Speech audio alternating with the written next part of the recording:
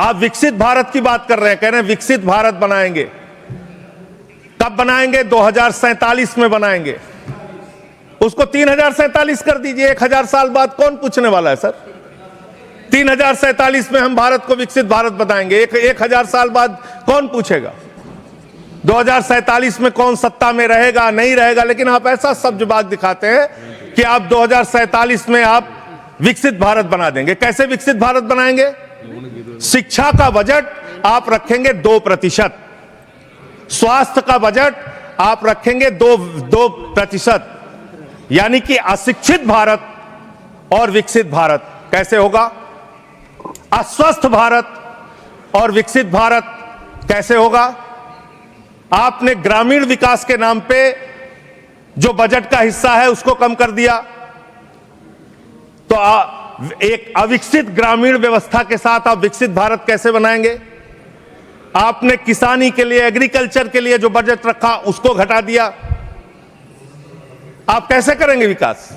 विकसित भारत का आपका सपना क्या है?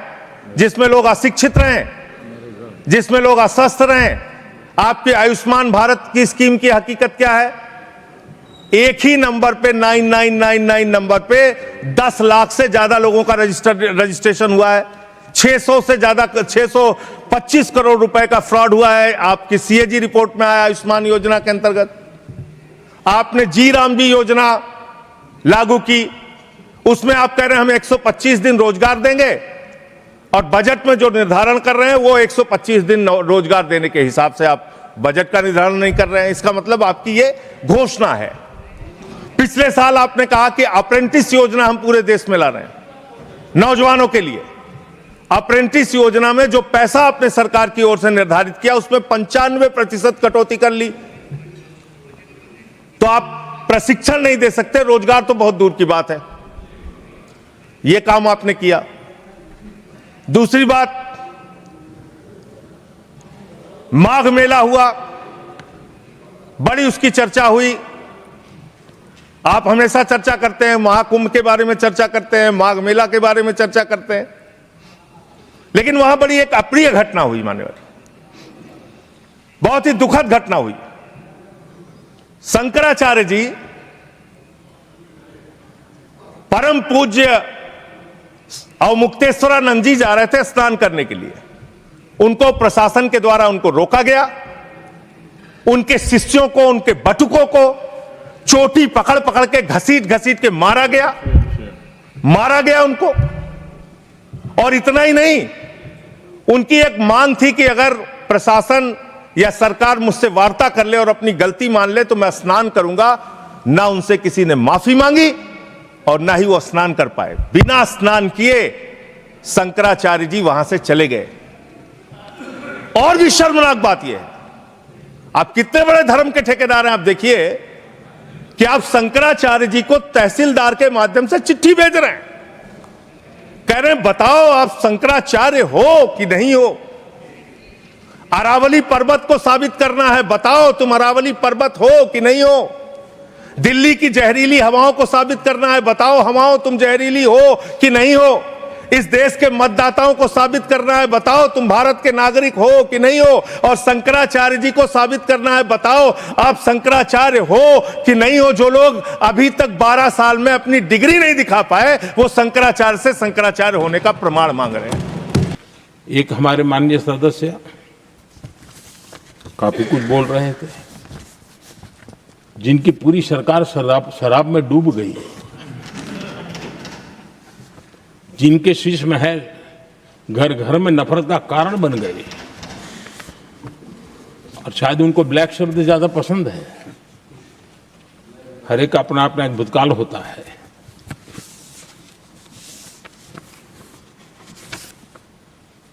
पता नहीं ब्लैक के साथ उनका क्या पुराना रिश्ता है। आदरणीय सभापति जी, ऐसे सभी साथियों से मैं आज जरूर कहूंगा, तुम कितना दुनिया को धोखा दोगे, तुम कितना दुनिया को धोखा दोगे। आईना देख लिया तो अपनी सच्चाई कहां छिपाओगे।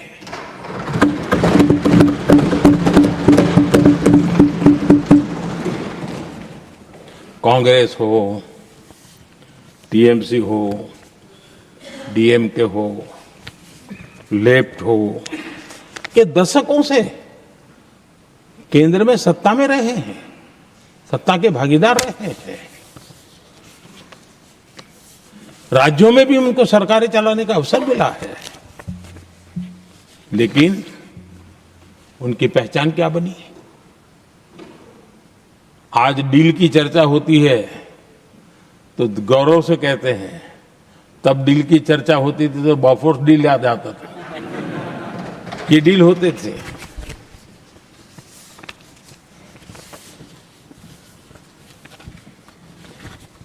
उन्होंने सिर्फ जेब भरने का काम किया। नागरिकों के जीवन में बदलाव आना ये उनकी प्राथमिकता नहीं थी। आदरणीय सभापति जी, मैं कुछ उदाहरणों के साथ भी बात बताना चाहता हूं क्योंकि यहाँ चर्चा में ये सारे विषय आए हैं और इसलिए मुझे कहना बहुत जरूरी है। अब एक उदाहरण देता हूं मैं बैंकिंग सेक्टर का। बैंकिंग सेक्टर एक प्रकार से अर्थव्यवस्था की ग्रिड होता है। 2014 से पहले फोन बैंकिंग का कालखंड था। नेता के फोन जाते थे और उसके आधार पर करोड़ों रुपया दे दिए जाते थे और गरीबों को तो बैंकों में दुत्कार मिलती थी, नफरत होती थी। देश की 50% से ज्यादा आबादी बैंक के दरवाजे तक नहीं देख पाई थी। कांग्रेस के नेताओं के फोन पर अरबों रुपये लोगों को दे दिए गए और जो ले जाते थे वो अपनी पर्सनल प्रॉपर्टी मान करके पैसे हजम कर जाते थे। यही खेल चलता रहा। कांग्रेस और यूपीए के राज में और आज जो इंडी अलायंस बन करके बैठे हैं उनके राज में बैंकिंग व्यवस्था तबाही के कगार पर खड़ी थी। मैं नया प्रधानमंत्री के पद का दायित्व मुझे मिला, मैं एक देश के मुखिया से मैं मिला, ऐसे ही बात कर रहा था। मैंने कहा बैंकिंग की दृष्टि से हम कुछ आगे बढ़ना चाहिए। उन्होंने कहा पहले एक बार साहब जरा अभी आप नए नए हो, आपके बैंकों की व्यवस्था का अध्ययन कर लीजिए। हम कैसे हिम्मत करें? एक देश के नेता ने कोई एक जानकारी थी, उसने मुझे बताया यहां इनको कोई परवाह ही नहीं। यानी एक प्रकार से उन्होंने जिस प्रकार से बैंकिंग व्यवस्था को एनपीए के पहाड़ खड़े हो गए थे। जहां भी देखो चर्चा चलती थी, एनपीए का क्या होगा, एनपीए का क्या होगा, कैसे बचेंगे। आदरणीय सभापति जी, चुनौती बड़ी थी, लेकिन हमने समझदारी से काम दिया। बैंकिंग व्यवस्था के सब कर्ता धर्ताओं को विश्वास में लिया। रिफॉर्म की आवश्यकता थी, हिम्मत के साथ रिफॉर्म किए, पारदर्शी व्यवस्था बनाई, ढेर सारे बैंकिंग रिफॉर्म्स हुए और जो सरकारी बैंक दुर्बल हो चुकी थी, ठीक नहीं चल पाती थी, उसको हमने बड़ी बैंक के साथ मर्जर कर दिया। और मुझे याद है किसी एक महाशय बड़े अपने आप को विद्वान मानने वाले ने लिखा था, अगर मोदी सरकार बैंकों में ये कर ले तो हिंदुस्तान का बहुत बड़ा रिफॉर्म हो जाएगा। वो काम मैंने आते ही कर दिए थे। आदरणीय सभापति जी, और इन सारी चीजों का नतीजा हुआ बैंकों में जो बीमारी घर कर गई थी, उस बीमारी से बैंकों को मुक्ति मिली। बैंकों का स्वास्थ्य सुधरा, लगातार सुधरा, अभी भी तेजी से आगे दौड़ रहे हैं। और बैंकिंग का जब स्वास्थ्य सुधरा तो लेन देन का कारोबार भी उनका बढ़ा, लोगों को पैसे मिलने लगे, सामान्य व्यक्ति को पैसे मिले। ऐसे ऐसे गरीब लोगों को लोन मिले जिनके लिए कभी बैंक के दरवाजे बंद थे, बेचारा दूर से देख करके उसे जाना पड़ता था।